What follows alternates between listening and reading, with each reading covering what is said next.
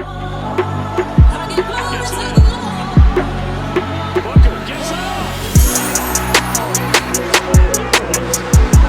what's up, guys? Welcome back to another episode of In the Heyday. I'm your host, Oliver Hayes, and I'm super excited to record this one because the Colorado men's basketball team starts their preseason this Wednesday, September 24th. Of course, the actual season doesn't tip off until November 3rd against Montana State, but that is a while away. So with this preseason, I know that not everyone will be sticking around seeing everything that will be going on, but I know at least for me, a basketball man myself, you guys saw how committed I was over the summer to bring you guys the best content. So I'm hoping that with the preseason, of course, the actual season, I can just upscale it and make everything so much better, not only quality-wise, but just releasing so much more content, not only in podcast form and article form, but on social media with more TikToks, Reels, and just YouTube videos and things like that. I just want to, be as best as I can be and all those things. And a lot of the reason that I want to not only be the best is, a lot of that comes from myself and my own motivation of wanting to be the best at what I do and providing you guys the best content. But with that, a few guys have reached out, whether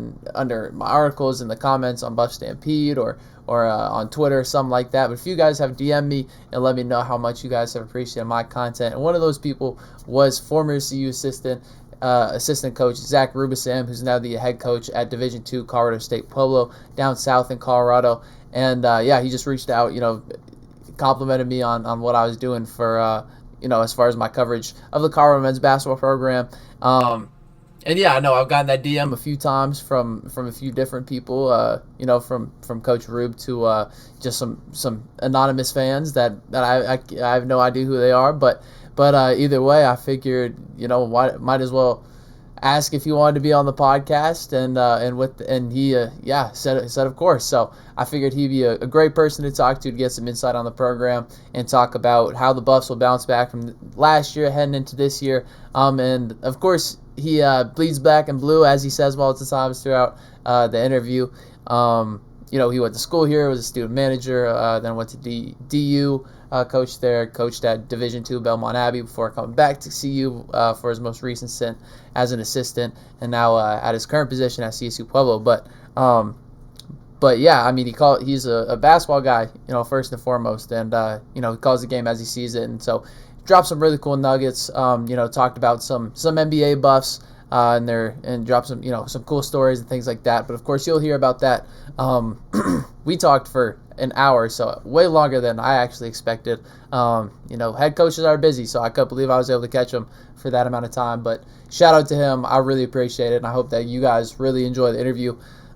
But before we get into that, the Buffs did get some recruiting news. I know that's been kind of slim, and you guys were wondering about that, especially the 2026 recruiting, just because there was basically nothing that was going on as far as recruiting. There was no news or anything like that. However, that was because the Buffs only have one player who's set to graduate at the end of the season, and six-year big man Elijah Malone. He is in his second year with the Buffs after transferring from 4 years at NAI Grace College. He is playing thanks to the Diego Pavlia court case that got settled. I don't even know. I think it was back in December. But either way, he's the only guy who's set to graduate, who's filling out his final year of eligibility for the Buffs. And so they're only expecting one scholarship spot to open up at the end of next season. Of course, in the landscape of college basketball and NIL and things like that, and not just college basketball, college sports in general, guys are going to transfer. The Buffs saw quite a few transfers this past offseason, welcomed in 2 transfers themselves. But with that, that of course takes a season. We'll have to see how this season unfolds, who stays with the Buffs. Of course, they're super, super young, a bunch of freshmen and sophomores, only 2 juniors in Bangat Dak and Barrington Hargress, and then of course Elijah Malone being the oldest, being the 6-year guy. The Buffs are looking to use this year to. I think they'll be successful in a lot of ways. I think they could surprise a lot of people, but I think for more so it's going to be kind of a stepping stool year with so many young pieces, and of course, that allows those guys the chance to transfer out, but. I think they're more likely to ride the course if this year doesn't exactly go to plan, and especially with the culture that the Buffs were able to, that Tad Boyle is able to build in his 16 years at Colorado. And with that, the Buffs are able to use that one scholarship spot to get 2026 sophomore 4-star recruit Ryder Portella. He committed to the Buffs on September 14th, a week ago at this point. I guess it's technically Monday morning, and when you guys are listening to this episode, but either way, committed not this Sunday, but last Sunday on September 14th. After visiting at the beginning of this month on September 5th, he was around on the Friday before the football team played Delaware in week 2, and he liked what he saw. The NBA Buffs were in town. Coach Rube talked about catching up with those guys during that time as well, so you'll hear a little bit about that. But Portella, he ended up committing to the Buffs. I figured that was going to be the case just based on social media things, how much the Buffs went all out for him, just as far as getting guys back in town and things like that. And Colorado just being in the Big 12 just kind of has that step up over Cal. But yeah, I'm excited at least for this pickup, just because Portella, he doesn't, I don't know, as his dad said, who's also his head coach at Sunny Slope High School in Arizona. They're super successful. His dad has won 3 state championships in 16 years now, and they've been to the state championship twice in the last 3 years, losing to Perry High School, once to Cody Williams, but twice to Koa Pete, who's a 5-star freshman at Arizona now. But as Ray said it, I forget exactly if he said great or good or things like that, but he said that Ryder is great at a lot of things, but it doesn't excel at specifically one thing, and that is because I think being a coach's kid, he knows how to play the game. But they both talked about how Ryder was kind of a late bloomer, even though he's 6'6", he's still on the skinnier side at 175, and because of that, he kind of had to figure out how to make his way onto the court and make his presence felt, even if it wasn't scoring the ball. So he only averaged 13 points a game last season, but he impacts the game in a number of ways, especially on the defensive side of the ball. So, I mean, he's just a tadpole type of player. He plays for the Compton Magic in AAU ball and does the same type of things. He's playing with one of the top recruits in 2026, but also the top guy in the class of 2027 on that Compton Magic team. And so he obviously only so many guys can score the ball throughout the game. So he had to make his impact on the defensive side, and so that's what he's bringing to Colorado. But along with that, I don't want to talk too much because, like I said, I talked to Coach Rube for an hour, and I want you guys to listen to that. In week 1, the Buffs welcomed a Chaparral duo, in-state Chaparral High School duo, Luke Howery and Christian Williams. I talked to both of them, so you can catch the articles if you go to my profile on Buff Stampede. See a little bit more about what they're about. Christian Williams, he is a heck of a scorer. He was, I want to say he was second team or honorable mention All-State as a freshman, and then second team All-State as a sophomore. Averaged almost 20 points per game last year, but he has an offer from Colorado State. And of course visited week 1, like I said, during the Colorado-Georgia Tech game in football. And then his teammate Luke Howery, who's 6'5", 190, more of a small forward and can impact the game in more of a number of ways than just scoring the ball. He was also there. Has a little bit more interest from other colleges, but yeah, his loan offer is still only Colorado State. They both got offered at the same time, if I'm not mistaken, back in May. So yeah. Obviously, don't know if there'll be a package deal, but again, similar type of interest, similar type of hype at the moment. They were only juniors. They're on a young Chaparral team who's looking to try and get a state chip this year. Of course, every high school program is looking to get a state chip, but for anybody who knows the Colorado basketball scene knows how good Chaparral has been in the past. But Chaparral, they went to the Elite 8, I think it was last season, if I'm thinking of the recruits correctly. And they have a super young team with Howery and Williams. They also have a transfer coming in, and one of the best players, better younger players in Colorado. So they're building an excited team, and Colorado has some interest in those two guys. And Luke Howery is actually a funny guy. And the Buffs are recruiting for just because of this episode, because his two brothers. I think he said he has 3 brothers, or no. He has 2 brothers and a sister. Excuse me, 3 siblings, 4 of them in total. But his 2 older brothers, Max and Sam, I actually played them in middle school and club ball and things growing up because they live down the Springs. But they both go to CSU Pueblo and are now coached by Coach Ruebesam. So fun little connection there. Kind of shows how small the basketball world is, especially in Colorado. But yeah, fun little connection, and I hope that works as a good segue into this interview with Coach Rube. It was super sweet. Like I said, we talked for an hour, super long, but it was super insightful. He talked about a bunch of stories, talked a lot about the program, talked a lot about himself, and at least I learned a bunch of things, so I know you guys will, and I hope you enjoy it. So here it is. I guess just to start, tell me about how you got into basketball. Tell me about yourself. Tell me about, I don't know, kind of just Zach Ruebesam in general. Yeah, man. So I am a proud Colorado native. I grew up in Berthoud, Colorado, so about 35 minutes north of Boulder. Went to Berthoud High School. Big sports guy, played all three growing up, played basketball, played football, played baseball.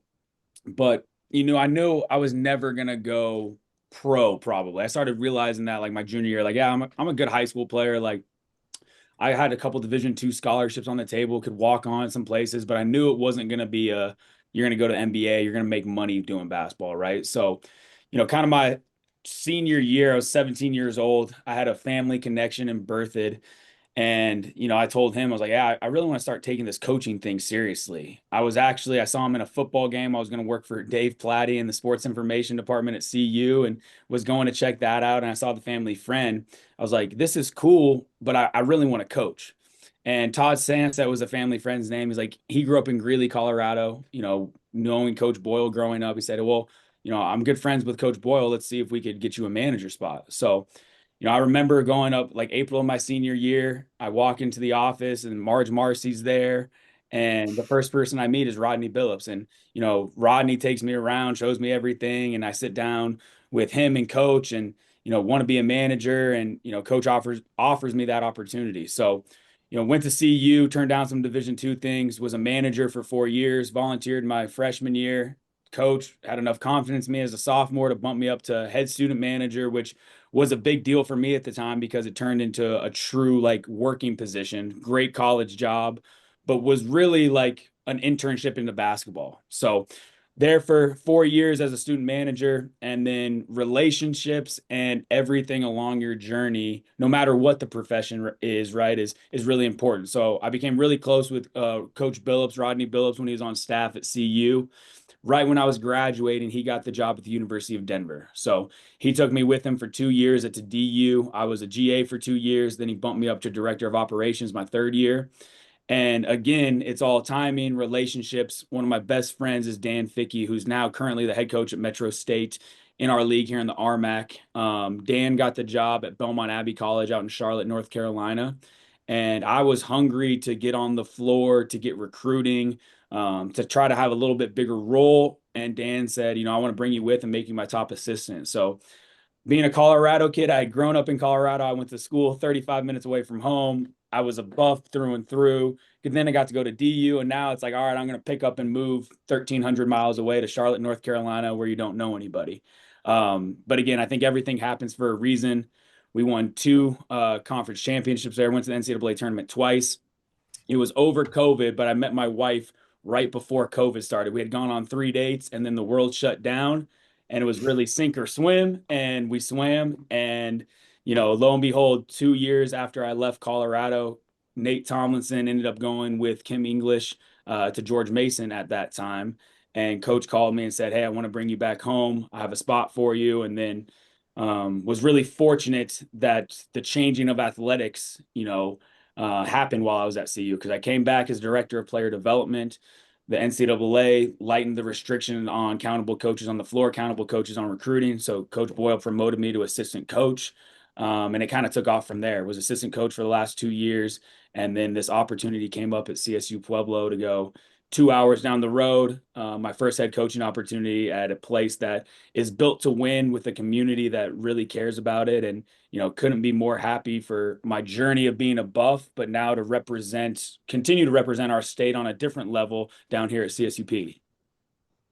Yeah, no, that's really sweet. Like, especially just the fact that you kind of had to bet on yourself at each Right. step along the journey. But with that, you said that everything happens for a reason, and so um, I guess you just chalk it up to that. But with those little things where kind of each step you kind of had to bet on yourself a little bit, and there are all these kind of weird things that kind of popped up, whether it was originally going to work for that SID, and all of a sudden you have a connection that leads you to Coach Boyle, or you meet your girlfriend a few days before COVID, and you're like, oh, it's a sink or Yeah. swim. What'd you learn specifically from those moments? What kind of spoke to you to push you through those moments, and how do you think those moments have translated into your coaching, and how do you what do you take from those things that you can tell to younger people who are, or even older people who are going to deal with these moments later in life, and then have to Yeah. show up when the lights are bright. Man, I mean, the first thing I'll say is like, I probably didn't do it justice when I was just talking about my journey because I was scared at every stop, right? I didn't know, especially when you're young and in any profession, right? Like we're at DU, you're not sure what the next step is, like you're nervous, or you're at CU, am I going to get a GA spot? Like it's really, really hard to get a GA spot, and there's anxiety and all of those things that come into it. But I think the big thing that I just tried to focus on, and then that Coach Boyle really helped me focus on, was like, you have to be where your feet are, no matter where it is, right? Like eventually, I was 18 years old. If you were telling me I was going to be a head coach at 31, and when I was 18, I would say that would be awesome, but like BS, like I don't believe you right now. Like I feel like I was so far away, but just being where your feet are and working hard every single day. And then it's crazy, like I said, with relationships and with experience, like the doors open that you never thought would open, right? Like I talk about Coach Fickey, and he's my best friend, but I didn't know Dan Fickey when I was an undergrad at CU. I didn't get to build a relationship with him until Rodney got the job at DU and became kind of that connector, right?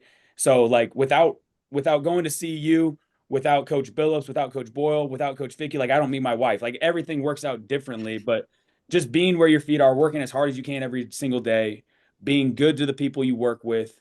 I think all of that pays dividends as you go through. And really, for me, I'm a strong Christian man. Like I believe that everything happens for a reason. I believe, Jesus Christ, my Lord and Savior, kind of finding, comfort in that there's a plan behind it through the anxiety of the day to day, I think is the hardest thing. But it happens in every profession. It's not just basketball. It's not just journalism. Like everyone has that anxiety about what's coming next. You just have to stay where your feet are and continue working hard where you're at.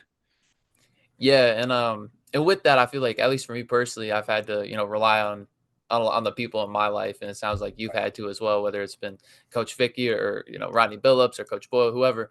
And so I was just kind of wondering if you could kind of speak on those people, and even some of the at least when I met you during TBT, like talking about Andre Roberson and some of the guys who were Yeah. around when you were a student manager. If you could kind of talk about yeah, some of the mentors in your life, but also some of the guys, whether players or student managers, or even Rodney, who who's kind of grown up with you, I guess, in this coaching industry.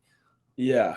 I mean, let's start with Coach Boyle first. I mean, I am not in the position I am today without Coach Boyle. Like, plain as day, not in the position without Coach Boyle. He is the greatest person to work for because he has a ton of trust in you, but he takes the leash off. Like he lets you go do it, and he has trust that you're going to do it. And that helped me grow so much. He's not a micromanager. He's like, I trust Zach to go do this. Zach, get it done. Right. And if I didn't get it done, like, there would be a consequence, but like he has a trust in you to go get it done. But he has had a huge impact on me in every different stage of my life because I met him when I was 17 years old, right? And then it's so cool now to have grown up and have like taking notes at practice and him guiding kind of my whole basketball philosophy, but also the life philosophy, right? So now I'm a head coach in my first year, and the person that's calling me the most, like he just called me last week, was Tad Boyle. Hey, just thinking about you, want to know how everything's going, all of that. And, so him first, like I would not be in the position I am, and he's such a good person. He cares about family, he's about all the right things. And speaking to a level of like college athletics, like he does not get enough credit for everything that he's done at Colorado and the person that he is at Colorado. Like I'd say to all Colorado fans, like we are so dang lucky to have Tad Boyle as our head coach representing the University of Colorado because he does it the right way. In a business where there's a lot of things wrong with it, he's always done it the right way. So I'd say that first about coach, but then you talk about Rodney, you talk about Dan, like those guys, it's so unique because especially, Coach Billis, it was like a friend mentor when I was in college growing into now I'm working for him. And then now the friendship now. And Dan was like, we were like this. It was like we're best friends and we're going to work together, which had its ups and downs and its hard parts of it, but had really good parts of it too, because I really felt like with Coach Fickey, we were doing this thing together at Belmont Abbey. We were building it from the ground up together, which all is really cool. And then you have all the other assistants. I mean, I haven't even talked about, Coach Roan, who is talk about Coach Boyle being Colorado basketball. Coach Roan is a pillar of Colorado basketball. Like Colorado basketball is not what it is without Mike Roan, Billy Greer. Rick Ray was there a couple years ago. Rick was influential in my basketball thinking, how prepared he was. Danny Manning's there now. And then you have guys that have, I've built relationships with through the Colorado family. Like, Nate, we've never been on staff together. I was on staff with him 1 year for TBT, and that's where we kind of really developed this relationship, but staying in touch with him and all the connectedness there. And then coaching Evan his senior year, and then watching Evan grow so much as an assistant coach his first year where he's trying to figure it out to now really, stepping into the shoes that I left and having to fill that role. So all of those different people have had a huge impact on me. And then, talking about TBT, I just mentioned that, like, TBT was the best experience for me to be able to be a head coach at 31. And it sounds so corny, and I'm almost embarrassed saying it. Like, the big question for me, Oliver, when I was interviewing for this head coach at CSU-Pueblo, the knock, I guess you could say, well, he's never been a head coach, right? And I say, you're right. I've never been a college head coach, but this is what I've done in the TBT the last 2 years. And it felt weird to me making it, but I ended up going making it a highlight tape of sorts of my timeouts right during TBT because they were aired on national television. And I sent it to our interview panel, right? And they were able to watch and see. I'm talking to Andre Roberson, I'm talking to Deshaun Schwartz, these guys that are at a different level of basketball than I'm coaching at right now, but the relationship and the respect between us was what allowed it to work with TBT, right? And then you talk about the relationships with a guy like Andre Roberson. Like, I met Dre when I was a freshman in college, and Dre is one of the best human beings of all time. Like, he doesn't have an angry bone in his body. He treats everybody the same way. I told Alec Burks this when he was back for the alumni reunion a couple weeks ago, and they don't remember it, but I told Dre the same thing. Excuse me. I was walking around the hill as a freshman, right? Freshman weekend, like everyone kind of just moved in. I was walking. I was fortunate I built a little relationship with Dre. Walking around the hill with Dre, and AB was back. He had just gotten drafted, a couple, maybe a year before that. He was back in Boulder, right? As young guys do, they come hang out. And we're walking around the hill, and they're going to go into, this frat party, right? And I'm, 5'10" white dude. Like, I look like a lot of the other people at CU Boulder, right? Freshmen trying to figure it out on the hill. But walking around with Dre and AB, and they're going into this frat party, right? And you always have the bouncer at the front of the house, and they go in, and the bouncer's like, "Oh, no, you ain't going in," talking to me, right? And Dre and AB turn around and like, "No, no, no, he's with us. He can come in. Like, he's cool." Like, that type of relationship, like, they don't even remember that, but that meant so much to me as an 18-year-old freshman, right? And then you have the relationship of like a Derek White, like, and I hope I'm okay sharing this. I don't think Derek will mind. Like, Derek personally called the AD at CSU Pueblo for me to say, "Hey, I know I went to UCCS, but I was with Zach at CU Boulder. Like, we've been good friends to this day. Like, you couldn't hire a better person." So to have like a guy like Derek, he's busy, man. He's playing in the NBA. He plays for the Boston Celtics. For him to take the time to call our AD, like, those relationships are what it's all about, from not just my coaching journey, but I think that also speaks to the Colorado basketball family. So I hope that gives a little people some behind the scenes of, like, when we say culture and like family at the end of every day, a lot of programs say it, but at Colorado men's basketball, like, we mean it and it's true and it's real. So, little roundabout way to answer that question, but I had all that stuff on my mind. No, I mean that's perfect. That's exactly what I want you to cover, and it's interesting that you bring that up, and that's the big thing that you focus on because like I've only talked to a few recruits. I'm still early in my journalism career, but every time I ask about what's the thing that stands about Colorado, it's what you just mentioned, and so that it's cool that stands that reigns true through and through, and so I was Right. just kind of wondering. I want to get into CU Yeah. and to see you Yeah. later, but looking at before and even CSU before CSU Pueblo, looking at like Denver, what Yeah. did and Belmont Abbey, what did that kind of stepping stone your life look like? When those are kind of two quicker things that just kind of happened. and Yeah. you have that connection to Rodney and stuff. And then yeah, I mean, just kind of what was that like? And Yeah. how were you able to apply what you learned at CU to to those moments? Yeah, no doubt. I mean, first, and I think hopefully I've done it well enough. Like, thank you to Rodney Billups because I was coming out. I just finished my undergrad at CU, and he was true to it. And I was, I probably didn't understand it then, but he said, I'm going to hire you full time, but I'm not gonna hire you full time until you get your master's degree. And I'm like, come on, coach. Like, I just did 4 years. Like, I don't want to do 2 more years of school now. He's like, I'm not gonna hire you full time until you get your master's degree. And so, but I didn't want to do 2 more years of school right off the bat because I was burnt out. Like I just did four. But looking back at it, that was the greatest gift he gave to me because I knocked it out. I don't have to worry about it anymore. Like I have the master's degree knocked out. And then he fulfilled his promise that I'm going to hire you full time. So I think it starts with that. Like the person that Rodney is, he just didn't care about me as like a basketball coach. Like he cared about me as a person in my future, which sometimes you don't see when you're 22 years old. Like, why is he making me do this? Like, I don't want to do school. I just want to coach basketball. But that paid dividends for me. But I think one of the big things I learned at Denver was, seeing Coach Billups as a young coach and having to manage all the stuff that comes across your desk as a head coach, right? Like you see it at Colorado where Coach Boyle is, a little bit older, like he's been through it, like he has a handle pretty much on everything. And then going with Rodney and seeing like him figure it out and like have to handle this and have to handle this and how many different ways head coaches pull you.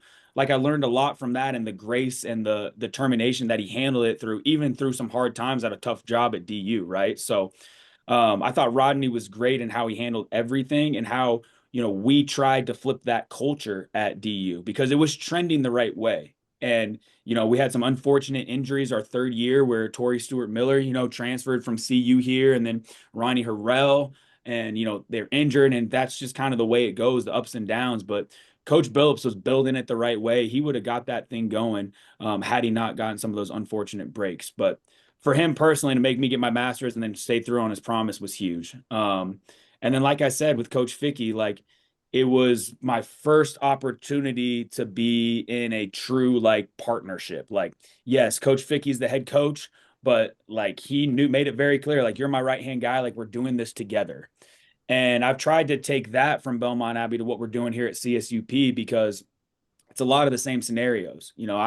Fickey was, I think, 32, 33 at the time. I was 25, 26. Now I'm 31 and I have two 27-year-old assistant coach. So it's like, it's not necessarily like head coach, assistant coach below me. It's just like we're doing all this stuff together. So I think those are kind of the two biggest takeaways that I applied now to what we're trying to do here at CSUP of sticking true to your word, caring about the person, and then also this is a partnership sort of deal. Yeah, so you kind of just touch on it a little bit at the end of the answer, but looking now at CSU-Pueblo, and now you're the head coach, and like you said, it's your first time being a head coach, at least at the collegiate level. Yeah. What's that like now that you're the guy that has to make all decisions, deal with all those things, and like you said, you keep saying you're only 31. You didn't believe this for yourself, but it's here, it's in the moment. What's that like, and yeah, just what's that like, I guess. Yeah. Well, I think the number one thing is we just talked about all the people from Tad Boyle to Rodney Billups to Dan Fickey to Mike Rohn. Like, I am so grateful to them because I feel very well prepared for this moment. I feel very well prepared for the job. I feel very well prepared about how to go about it. Then you add in the stuff that nobody tells you. Like, I called coach maybe, I don't know, a month after I got the job. I'm like, Coach, like, I have so much respect for you because the assistant coaches on staff have no idea how much stuff comes across your desk every day and the fires that you have to put out, right? And a lot of times, especially it happens at every school, like you just got to put out those fires and move on. And it's a lot of stuff below the scenes that the assistant coaches, that the players, that the fans have no idea about, but you're dealing with every day. So I think that's kind of been the biggest adjustment of like dealing with different things that pop up every single day. Cause then you sit at your desk, you're like, dang, I haven't got a thing done today, but I've done all of this stuff. Right. So, and then just really trying to bring a group of new guys together. Like, we have 8 returners, 5 scholarship guys that we kept from last year's team, 3 new guys, or excuse me, 3 walk-ons, and then we signed 8 guys, 3 high school kids, 2 Division II transfers, 3 JUCO transfers. And we can say we have 8 returners and 8 new guys, but we really have 16 new guys, right? 16 new guys, 16 or 3 new coaches. So it's really trying to bring this program and these kids together. And how do you manage the different personalities, the different stuff they have going on in their life, right? Which Coach Boyle was really, really good at and depended on his staff a lot to do. So trying to manage all of those different things at one time. Yeah. So do you have any like specific moments just kind of, or a specific story that kind of stands out of where you kind of, I don't know, just everything kind of was in perspective for you, where it's like, okay, I'm coming in, there's, I'm taking over a new program where I have to all of a sudden, leave my mark on it, build this culture, and like, I don't know, there's just so many moving parts. Was there a specific moment where everything kind of seemed like you were just like, oh my God, there's so much to deal with, I guess, or yeah, I don't Um, know if that's like phrased correctly, but Yeah, I but mean, it started right away where I felt like I had a lot to deal with. Like right after you get hired, it's a whirlwind because literally I met with the AD on we were in so how it all happened, we were in Vegas for the Crown tournament, right? We lost in Vegas. I think we came home on a Wednesday. I was in Pueblo interviewing on a Friday. Then they brought in a couple of different candidates. Then I met with the AD again. He offered me the position, and then literally like the next Monday, I was on campus talking to the team, right? So like it all happened so fast, and like there was so many like then you had to deal with the end of the semester, you had to deal with scheduling, you had to deal with like all of that stuff kind of hits you hard. I think the first part where it really like started to feel real and like all right, this is like what we're doing is when we had our team here for the first time in July. We had everyone come back and we did camp, and I called it our CSU-Pueblo training camp.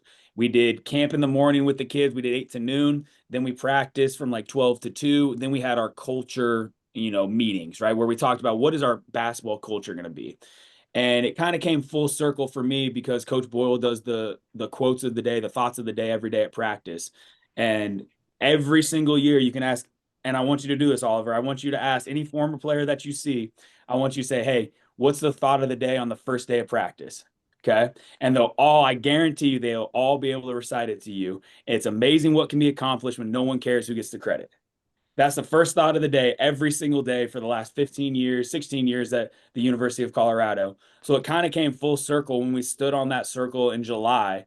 And I said, all right, fellas, we're always going to have a thought of the day when practice starts, but I'm giving you one for today. And it's amazing what can be accomplished when no one cares who gets the credit. So through all of the ups and downs and all the fires that we just talked about, it comes across your desk. That was a cool moment for me because it's directly from, everything I learned at Colorado from coach and all of that stuff. So pretty cool. yeah, no, I have to confirm that on the first date, like you said. But looking at the group guys that you have, who is who's kind of standing out? I mean, of course, you can look at it from a talent standpoint, who's gonna Right. produce for you on up at CSU Pueblo, but who's kind of standing out as a leader, and who's just who's kind of taking in what you're preaching, and making your job easier, I guess. Yeah, yeah. I mean, and unfortunately, we're at a little disadvantage compared to Division Ones, right? We've been having 2.5 weeks of fall workouts, and you're just talking about CU gets to start practicing next week. We still got a couple more weeks of that, but I've been really pleased with our group of guys and the whole buy-in that we've had so far. Now, their heads are spinning a little bit. Everything's new. We're trying to teach, but guys like Dylan Sanders, who's an Aurora kid, played 3 years of JUCO. He was at Odessa Junior College his first year, redshirted and played, top 20 JUCO program. Then was at Pearl River his sophomore year. His maturity, he's been really, really good for our group because he's done it a little bit. And then we have a sophomore that's really stuck out. His name's Jordan Blair, a kid from Keller, Texas. And JB would be like, if Coach Boyle was the head coach of this program, he would love JB because he's a long, athletic wing, like rebounds his butt off, can get downhill and finish, can make an open jump shot. So, like, those two guys have kind of stuck out early, and we're trying to fill in the different pieces around them right now. Jaden Kennis is another Colorado kid from Windsor that's been really good. He'll be a junior this year. So, I think we have a good mix of guys. Now, I don't know if we're going to have a 25 point per game score. I would lean no, but I think we could be really balanced and just continuing to try to create that buy in that Coach Boyle does so well up at CU. Yeah, and so obviously you haven't, played any games yet, and it's still Yep. just kind of practice. Everything's still new, but You talked about earlier Derek White, calling, even though he's at UCCS. What's it been like being in the RMAC? Even if it's just been briefly, knowing guys like Derek and even, Trevor Baskin last year, and even just thinking about like Joel Scott, who went to CSU, who was, up Yeah. at Black Hills State and thing. What's it like, seeing the RMAC, being inside of it, even though you've already had Division II experience? Yeah, I mean, and being a Colorado kid, I always followed the RMAC, but I mean, the RMAC is one of the best Division II basketball conferences in the country. Like, I think year in and year out, like you just talked about Joel Scott. Obviously, Josh, his oldest brother, is one of my best friends. I hired Jonathan, his middle brother. So we have a big Scott connection now at CSU-Pueblo. But seeing what Joel did at Black Hills and then D White at UCCS, Alex Welsh and those guys with him, and then Trevor, like, the RMAC is well respected around the country basketball wise, and it is a legit conference. Like there are no nights off. It's not the Big 12, but it's on the Big 12 level of Division Two. Like it's going to be a gauntlet every single night, and you have to be ready to do it. But I'm really proud as a Colorado guy to be the head coach here because you know for three-quarters of the league is in Colorado, so I think that's really cool. We have a team built of Colorado guys. 12 of our 16 guys are Colorado guys. So we're going to build our program right at home here in Colorado, and we're going to compete with majority Colorado guys to go win the RMAC, which is based here in Colorado. So high level league, really fortunate to be a part of it, and has a great tradition that we're going to try to build towards. Yeah, for sure. So what do you think? Obviously it might be kind of early for first season goals and things like that. But what's kind of your thoughts as far as this first season? What do you think? Obviously, everything's unpredictable as far as injuries, as far as just describing your life, things kind of Yep. just pop up randomly. I mean, that's just how life is. But what do you expect for this first year and what do you hope for? Yeah. I mean, off the court, the number one thing we're trying to do is we got to build a culture, right? We got to build a culture that is self-sustaining, that is in the future is not going to be a coach-led culture, but is going to be a player-led culture, right? Like, and I think CU has gotten to that point where they have that. We're trying to emulate that to where the guys know what our standards are and the guys are holding each other accountable to that. So that's off the court. We have one goal on the court this year. Our only goal on the court is we're trying to make the RMAC tournament. CSU Pueblo has only made the RMAC tournament one time in the last 8 years. So it's been, a few years, it hasn't been consistent enough to get in the RMAC tournament. That's our goal, our tangible goal for our team this year. Because if we get into the RMAC tournament, you're in the dance, anything can happen, right? We can't achieve any of those higher goals if we don't get in the RMAC tournament. And now, for those people listening to this, well, it's a conference tournament. Doesn't everybody get in? It's a little bit harder here because there's 15 teams in the RMAC and only the top 8 make the tournament, right? So that's why that's our goal this first year. And, we're going to be just focus on getting better every day, getting better every day, getting better every day so that we can make that RMAC tournament. And then, who knows from there? We get hot, just like, Colorado did in 2011, 2010, whatever it was. You win 3 games in 3 nights, and now you're in the NCAA tournament. But we're just going to try to get that opportunity to give ourselves a chance. Yeah, and I'll get into Colorado in just one question, but you talked about some of the guys that you have, but around Yeah. the RMAC, who are there any names that are standing out where it's like, yeah, that guy's gonna be a Division I player next year or something like that? Like, I mean that may be a Yeah. stupid question. There may be too many guys, but anybody that we should look out for, I should look out for.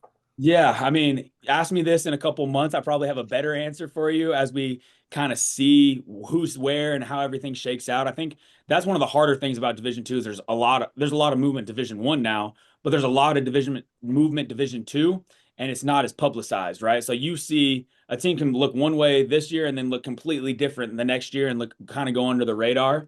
But I mean, Black Hills State has a really good player in Cam Lowe, was a walk on at CSU before this, Colorado kid. He's really good.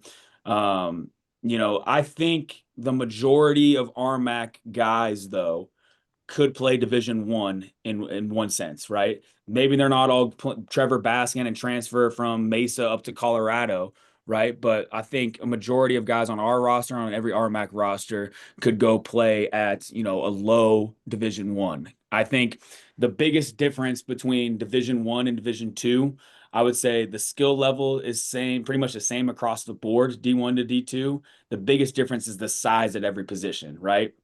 We're fortunate we have a 6'10" big this year, but for the most part, you're playing with a 6'7" to 6'8" big at Division 2, as opposed to at CU, right? You got Elijah Malone and BD that are both pushing 6'10" to 7 foot. Then you have wings that are more, 6'3" to 6'5" ish, right? Not the 6'7" Sebastian Rancic. Then you got your point guards that, there's some smaller guards Division II, but everybody can shoot us. You have point guards that are, 5'10" to 6'2". So I think that's the biggest difference. But I think every roster, if you look across the board, Division II has guys that could play at the Division I level. It's what level it may that be Division I, and what is their goals to do that. So I'll have a better answer for you. Call me in December and I'll have a little bit better. But I think there's guys on every roster. But I'd say Cam Blow is one guy that sticks out off the top. He had such a good freshman year at Black Hills, and he's back again. So Yeah, I don't know. That's funny that you mentioned him, just because I think I've told you this, but yeah, I mean, I played AU with him, and yep. I think starting 5th grade, 6th grade. So I don't know, not to toot my own horn or anything, but I guess that's my biggest claim to fame. That for my playing days, people can hopefully take that and be like, okay, he knows a little bit what he's talking about. He's not just some You stupid do. curling, You do. So I'll stamp you, man. You do know what you're talking about, and you got to tell Cam to take it easy on him. We unfortunately we get him at home this year. We don't have to go up to Black Hills, so yeah, no, my senior year, I traveled to, we went across the street to Lewis Palmer, and they put a whooping on that. But I don't want to, talk about that too much. But looking at CU now, we yeah. finally got there. I don't know, how much you've, been able to look at the new team, but looking at this new team, especially after the year that happened last year, I know that people, especially in this age, they're very reactionary. But after a tough year, it's like, just with social media and everything, it seems like the Right. voices are always around. What does Colorado kind of need to do to kind of get back on track? Do you think they can get back on track? And what do you think about just them kind of heading into this next year? Yeah. I mean, first, let's talk a little bit about last year, right? Like, it was a hard year. There's no doubt about it, right? We started off well, right? We played well in Maui, had the big win against UConn. And then you get into the Big 12 play, and we were right. If you go back and look at it, we were right there at the beginning of the Big 12 play. Like, some of those plays go a different way. We're talking about a completely different outlook on our season than it was, right? But I also think, and I'm not on staff anymore. I'm not trying to give any excuses because we don't give excuses at Colorado. But like, it was also a little bit of like the perfect worst storm, right? Like if you look at it, the year before, and I just happened to have this book here, like 23-24, that year we won 26 games, right? Like we lose 6 out of our top 7 guys going into last year. So it was a culmination of being a new team and then going into the best league in America day in and day out with, you know, just a new group that has to come together and figure it out. And we did do that eventually, right? We were playing much better basketball towards the end of the year, right? But it was just a longer process than I think, coach would have liked, that we would have liked in a program. And we didn't live up to that standard that he set. But I mean, coming into this year, they're going to be fine, right? They love our freshman class that they brought in. Sebastian Rancic's going to take a jump. Bangot Dak is going to take another jump. Elijah Malone is going to be better that second year at CU coming from Grace College. Now, think about it, was a big jump up for him. He's going to be better this second year going through a full year of the Big 12. And I think there's a little bit more continuity this year too, right? Like it was a little bit not to the extreme that I had to deal with right now at CSU-Pueblo, but it was a lot of teaching last year with all these new guys coming in the program. Now there's a little bit of continuity. BD's a junior, Sebi's been through it. You're having to teach the freshmen and some of these new guys, but I think the learning curve is going to be a little bit smaller than it had been in the past. Yeah, and one thing that kind of stood out to me originally before, I mean, recruiting has all just been kind of crazy with the switch from Mm-hmm. the NLI, or yeah, the National Letters of Intent to financial Yeah, aid agreements, all that stuff.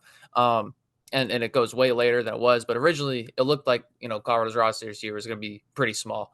yeah, And now they have some more big guys, but even still, just today I was asked under one of my articles, like, what do I personally think about Tad's focus on wings in the Big 12? And so I was kind of wondering what your thoughts about that, question would be about, the amount of, you look across the board, he has, I think it's like 7 guys who are 18, 19 years old, 6'4" right. to 6'6". What do you think about that? Does it provide any benefits or disadvantages in the Big 12 when it's so physical, such a physical style of basketball? I think coach would tell you the same thing. I think there'll be times where the guys take their lumps because you said they are 18 to 19 years old, right? But I think one thing that he always preaches that'll be true about this team, you're going to love watching these guys grow throughout the year, right? So beginning of the year, it may have their lumps where they're a little up and down, right? They're figuring it out, and then they're going to continue to grow and mature every game, every day, every practice to where, coaches are going to have them ready when they get into Big 12 play in December, January, and they're going to be playing good ball throughout the Big 12 and used to that physicality. I think, I talked to the staff when I was up there for the reunion. They said Australia was great for that in terms of the physicality and understanding what the guys understanding what it looks like at the level, right? And I can't remember who the game, it was a Sydney Kings game, the last game. I didn't get to watch it. But the thing that stuck out about that game from what I've talked to everyone is just the physicality, the physicality, the physicality. And that was the best thing for them to go through now because now you're not coming into the Big 12 or, the non-conference play with these freshmen of like, oh, I'm not really sure what to expect. They have a little bit of an idea now. So I think they're going to grow quickly and they're not going to be wide-eyed to where it's going to be too big or too physical or anything like that. It's just going to be a matter of them getting their feet underneath them. Yeah, and I know that last year talking to you, you were more of like defensive guy as far as picking some matchups and Yep.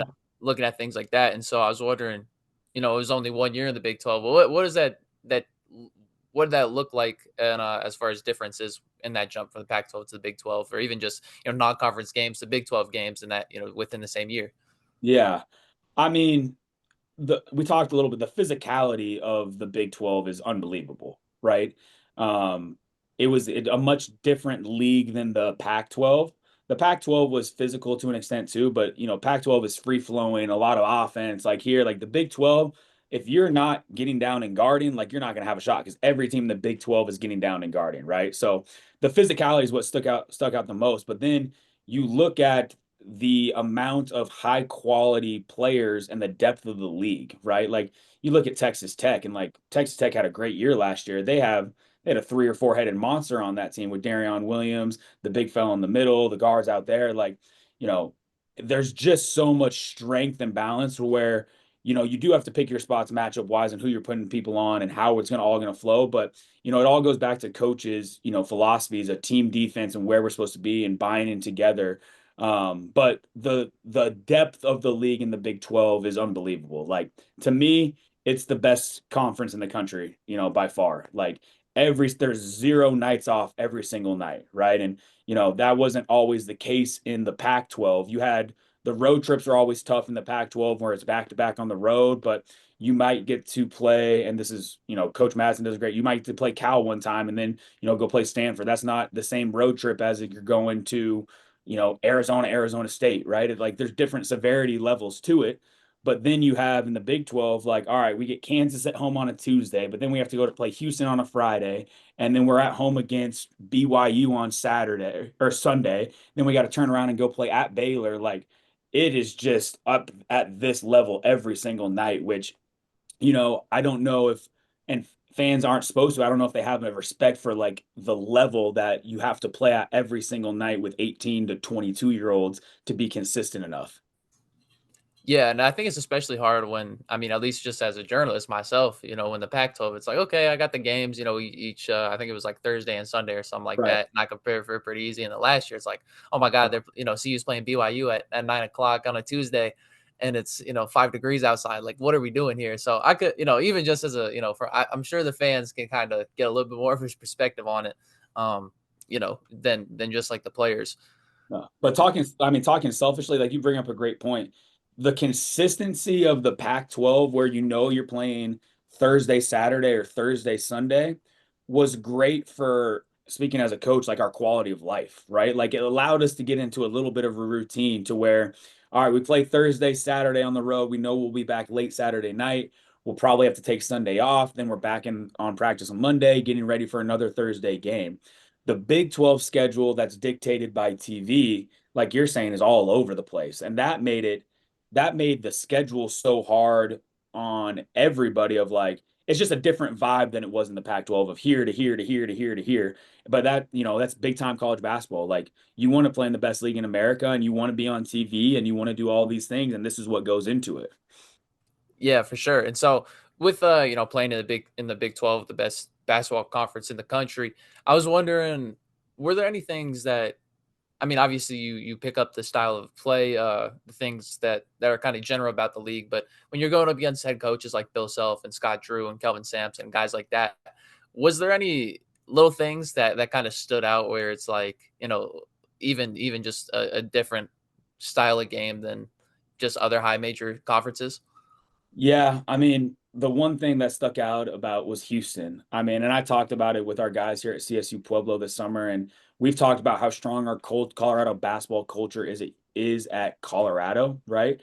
Houston's culture, like I was in awe of it a little bit in terms of, you know, the buy-in that they have and just what they do. They're all toughness and all effort, right? Like, we played them at I don't know. We played them on a Saturday, I think, in Boulder last year. And it was kind of a weird earlier game. Might have been a noon tip off or something like that.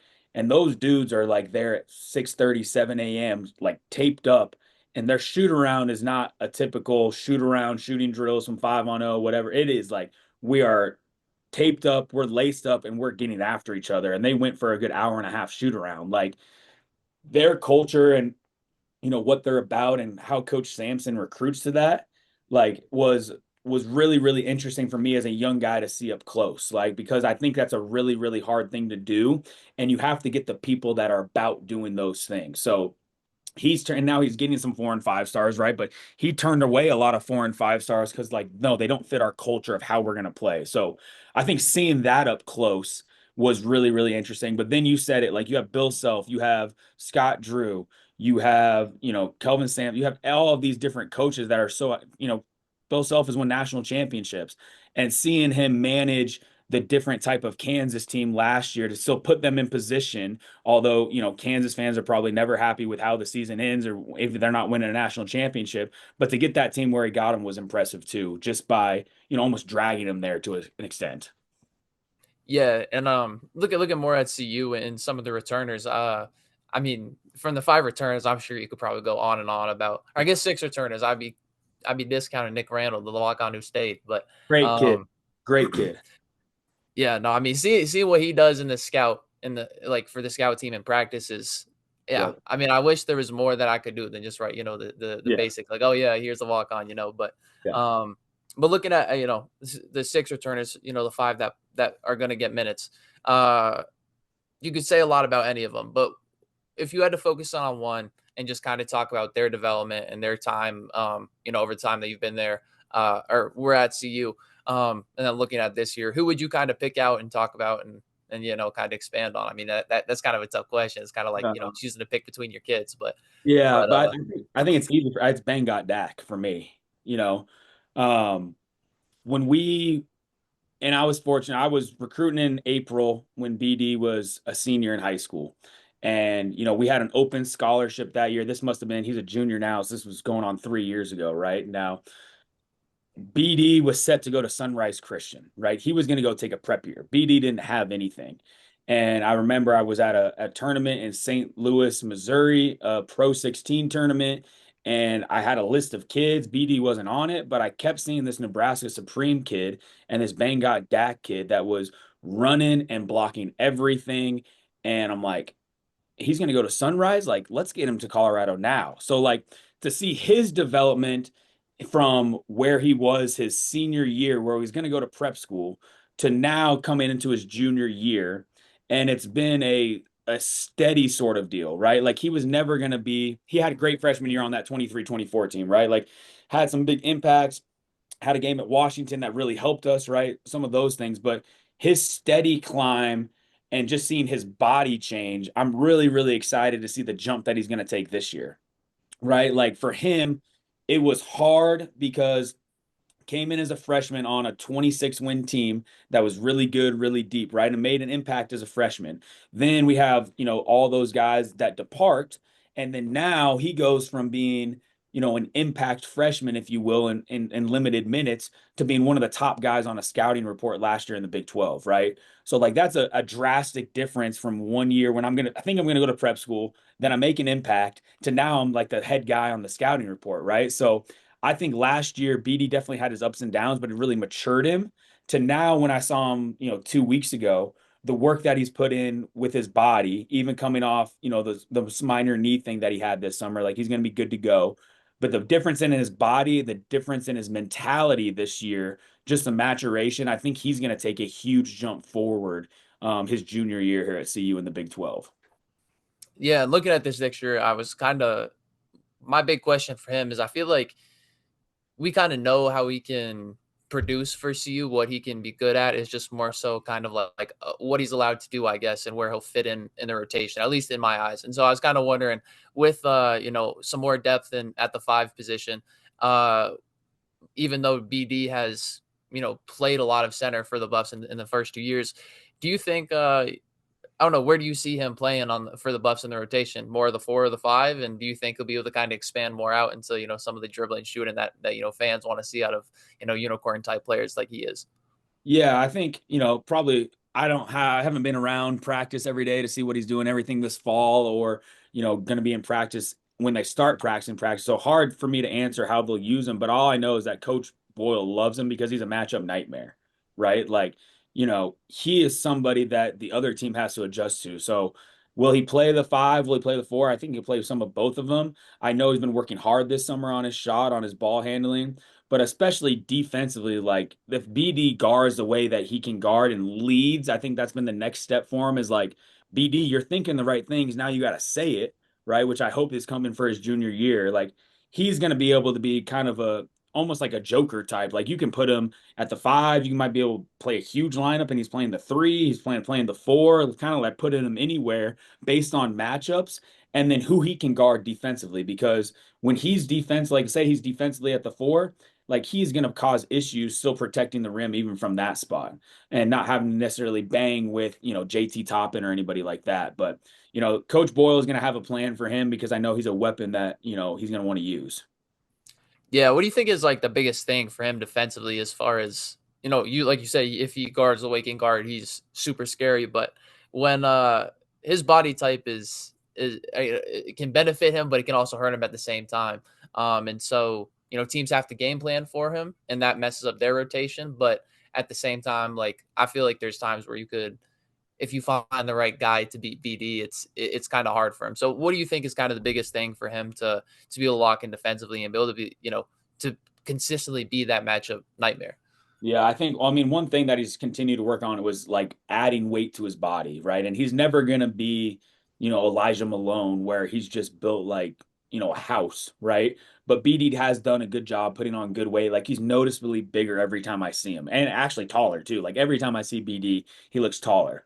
Those two things in turn, right? Like guarding fours on the perimeter, like BD, it's hard. Like he has to stay in a stance and stay low, right? When you're 7 feet tall and his legs are probably, 5.5 feet tall, it's difficult for those guys to stay low and navigate screens. But, he's gotten a feel for that. And the good thing with him is like once he gets through and navigates all the off ball stuff, he has the length to keep the ball in front of him. And he has a little bit of like, like Giannis a little bit, where if the ball does get by, he's beating it up from behind. So I think he's continued to work hard on staying in a stance, which is, drastically harder for a dude that's 7 feet tall than it is for a dude that's 6'2", right? So I think he's worked hard on that and then being aware and active off of the ball because that's really the biggest difference if he's playing the four, playing the five, like you're talking about. Playing the five, you're fighting in the post because everybody has a true five man in the Big 12 for the most part. To now, if you're playing the four, you're having to navigate through different things on the perimeter and stay in a stance and keep the ball in front of you. Yeah, and then looking at the just at the new guys, I know that some of the additions as we talked about came in after you made the Yeah, transition to CSU-Pueblo, but it sounds like that the transition to CSU-Pueblo, it happened super fast. So you did. I, with the guys that you are familiar with, Yeah, that are new to the Buffs this year, who kind of stands out, from that bunch? yeah. Um, you know, I love, love, love, love, love Josiah Sanders. I love him. Like, we recruited him for 3 years. Unbelievable kid, unbelievable family. The biggest thing with him, like his body is ready for the Big 12 right now. Can get in the paint wherever he wants. I think he's gonna have a strong freshman year. Jalen Holland is another one that fans are gonna fall in love with quickly, and coach will probably fall in love with quickly because he has that defense and rebounding mentality already, and he has a body that's ready to go. The one that, played really, really well in Australia that, I don't want to say it was a surprise because I know his background and I know where he's came from, like Isaiah Johnson. Like Isaiah was really good in Australia. And I think the coaching staff is really high on him. Now, he's a little bit smaller bodied, like, so the physicality he's gonna have to deal with, but his IQ, his pace of play, like his feel from, training with his dad, and his dad, for those that don't know, is a high level NBA trainer. So Isaiah's been around it and the work and all of that stuff every day. I think he is going to continue to open up some eyes. So I think he's been a positive, again, don't want to say surprise, but benefit. And then, I'd really lean on, Josiah and Jalen.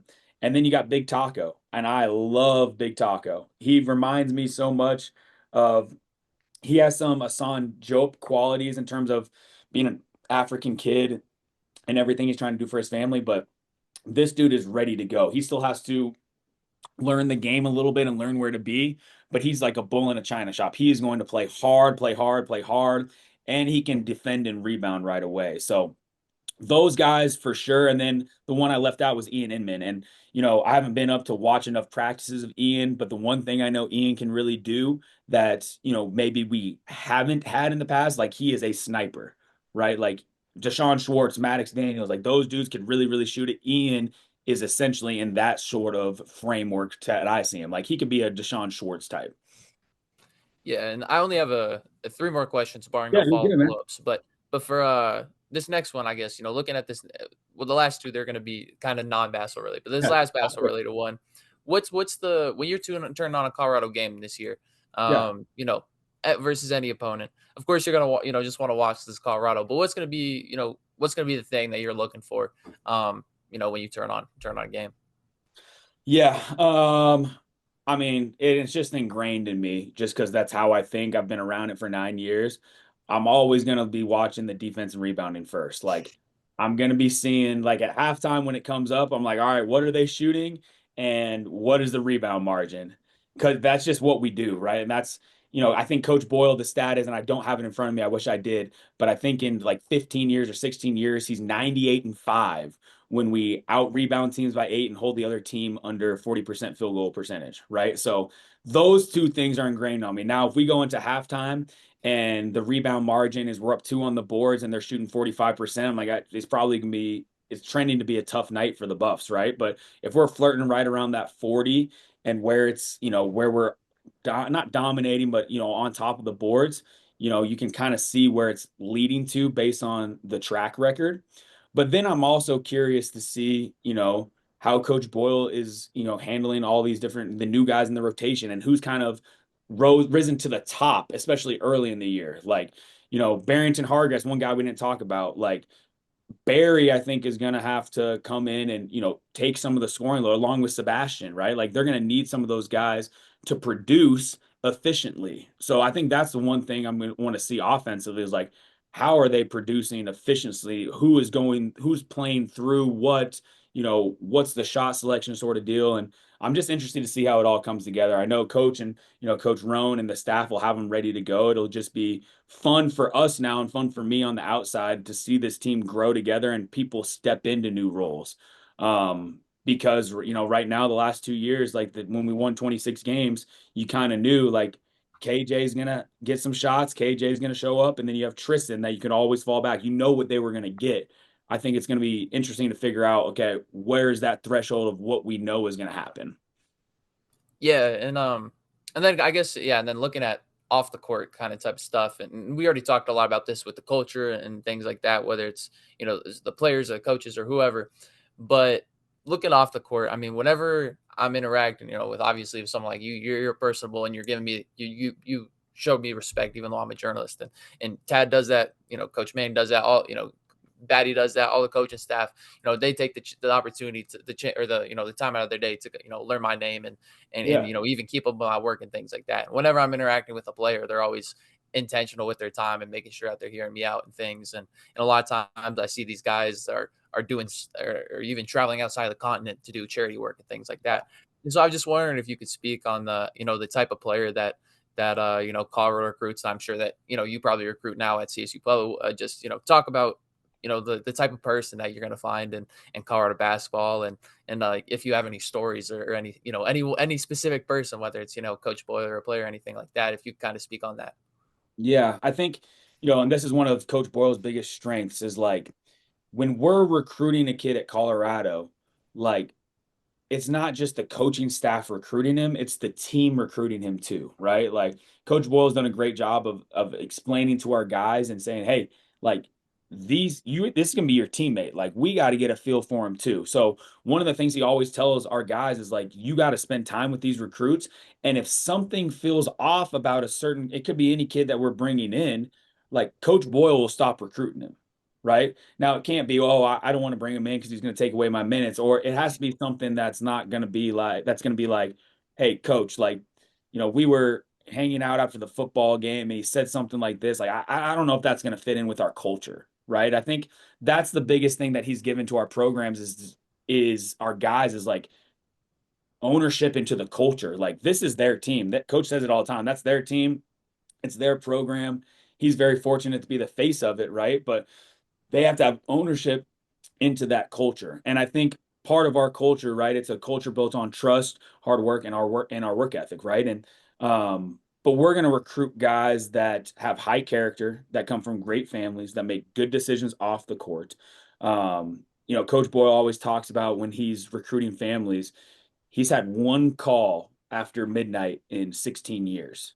One call, right? And it was from Spencer Dinwiddie that was trying to get a recruit into the gym after midnight to go get shots up, right? So even that, I think that's a good, synopsis of the type of kids. Like we are going to recruit kids from good families, from high academic standards that they want to come here and get their degree and are going to do the right things on and off the court. Because ultimately, there's one team rule at Colorado and there'll be one team rule here at CSU-Pueblo. It's don't do anything to embarrass yourself, your family, the basketball program, or the university, right? And that's kind of all encompassing a little bit, right? But if you have good kids from good families that have that kind of core feeling inside of like, hey, I shouldn't be doing this, that kind of gut feeling that tells you right or wrong, and they go like, yeah, I shouldn't be doing this, they get away from it. That's the type of kids that coaches recruiting year in and year out. Yeah, and so obviously you touched on a lot of what I'm about to ask, but for myself, I feel like I don't know, as a 21-year-old, I'm either interacting with other 21-year-olds and kids around my Yeah. age, or I'm talking with a professor or my parents or someone who's on the older side, over 50, um, someone like that. And so me personally, I just recently sought out one of my old high school coaches who's around your age, just to, kind of get his take on the world and things like that. And it was one of like the most impactful conversations that for me as a 21-year-old I've had in the last, I don't even know, like 5 years probably, you know. Yeah. And so I was just wondering, for someone like you, obviously, you know, you haven't lived too much life. You're only 31. Um, but you've lived more, more than a decade than the kids that you're coaching, and more than I have. And so I was just kind of wondering, what would you say to the kids that you're coaching or the kids that you've interacted with, but really just anybody around my age or growing up, in this time with social media and just so much crazy stuff going on, basketball related, non-basketball related. What's kind of your biggest message, and what's kind of the biggest thing that you're trying to you know preach and teach to everyone each day? Yeah. Um, well, two things I think, right? The big thing, for us is like treat people how you'd want to be treated, right? Like we need to treat everybody with respect. Like the differing values, different opinions, like we just got to treat everybody with respect, right? And then in terms of like social media, one thing, and I wish I had it in here, Coach Ranson has it on his desk. It's pretty cool. A little vial, okay, and it says poison on it, right? For us, and Coach Boyle has this message a lot, social media for really anybody. I think there's a lot of good that can come from it, but there's also a lot of bad, especially for basketball. Like social media is poison in a sense, right? You can get poisoned by the good of social media. Like Oliver, you played your ass off last night. You did this, this, and this. Like you're all world, like you're this, and everyone's pumping you up. And then you have a bad game and it completely flips, right? So I think one of our messages to our guys is like, you have to take it with a grain of salt and like, don't buy into the poison. You're never as good as you are, you're never as bad as you are. And I think that's one of the hard things about our world right now, especially with, how big sports gambling has become in terms of the impact that it has mentally on student athletes, right? A lot of these guys that are sports gambling and like I got no problem with it. It's legal to do it. You do it. But like some people are attack athletes after these games for losing a bet, right? So we try to tell our guys with social media like it's poison. Like stay away from it, good or bad. If you're on it, be smart with it because it's also very polarizing, right? Like we look at some of the current events around the country and around the world, right? There's no middle ground on social media. It's either you're very far this way or you're very far this way, right? And the only things that get done is if we can get people together. So I know I talked a lot about social media, but I think being careful about social media and understanding that it's not always reality too, that it's not always 50% of people feel this way and 50% of people feel this way. Like there's a lot of people that are somewhere in the middle that are open to conversations and open to making things better. That's kind of what we try to preach to our guys, but treating people the right way, being understanding, treating, especially we talk about this all the time, treating women the right way, all of those different things, and then just being careful about what you see outside of the real people that matter because there's really in our program there's really only 19 people that matter that should have an opinion about CSU Pueblo basketball, and it's the three coaches and the 16 players, right? Everyone's going to have opinion. Journalists are going to have opinions, which is their job. They're supposed to do that. Parents are going to have opinions. They're going to have positive opinions about their individual son because they love their individual son. They'd rather have their individual son do this maybe than the team do this, right? So we kind of get back to the only opinions that matter are opinions that are right here. Yeah, no, and I appreciate you taking the time to answer that and actually give thought to a question that is kind of hard to answer. Yeah. Like in a time where you said it is polarizing and it feels like people are one way or the other and things like that. But I have a few things I want to ask you. Like I'm about to I'm about to cut off the recording. No, That I you're want to good. ask you those things, Yeah. but before I do that, I appreciate you taking the time already to come on and be recorded and all these things. And so I was just wondering if there was any last thing that you wanted to add before I cut off this recording and then post it for all CU fans to see. Yeah, man. I would say one thing, get to the CU Event Center and support these guys because they deserve it's not the C unit. What did they change it to? It's not the C unit anymore. What is it? What is it now? The charge? The charge, yeah. The charge, the students need to get to the event center and support these guys. Our fans need to get to the event center and support these guys because you're going to have a fun team that you're going to enjoy watching and growing.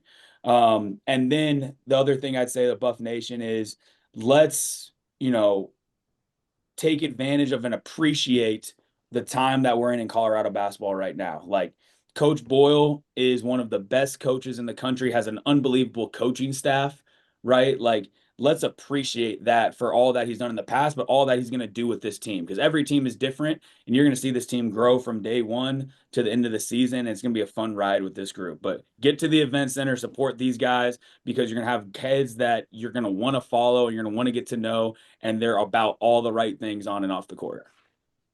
Yeah, I mean, I definitely get that impression. I think anybody who's like following my coverage has gotten that impression. But like, I don't know, it's crazy. Like on Instagram and things like that, I'm seeing more fan pages and things like that.